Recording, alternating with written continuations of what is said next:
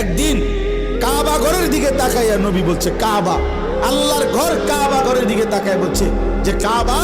তোমার অনেক সম্মান, তোমার অনেক ইজ্জত, কিন্তু আল্লাহর নবী বলেন, হে কাবা, মনে রেখো আমার এক ইমানদারের সম্মান তুমি কাবার চাইতেও কোটি গুণে বেশি। খোদার কসম, হাদিস নবীজি বলছে কাবা তোমার চাইতে দামি, আমার ইমানদারের ইজ্জত, আমার ইমানদারের সম্মান কাবার চাইতে দামি। আল্লাহ কোরআনে বলছেন, ওয়ালা আবদুম মুমিনুন খায়রুম মিন মুশরিকিন ওয়ালাউ আ'জাবাকুম। আল্লাহ বলছে মুশরিক, বেঈমান, কাফের যত বড়ই মনে হোক, 10টা পৃথিবীর মালিক হোক,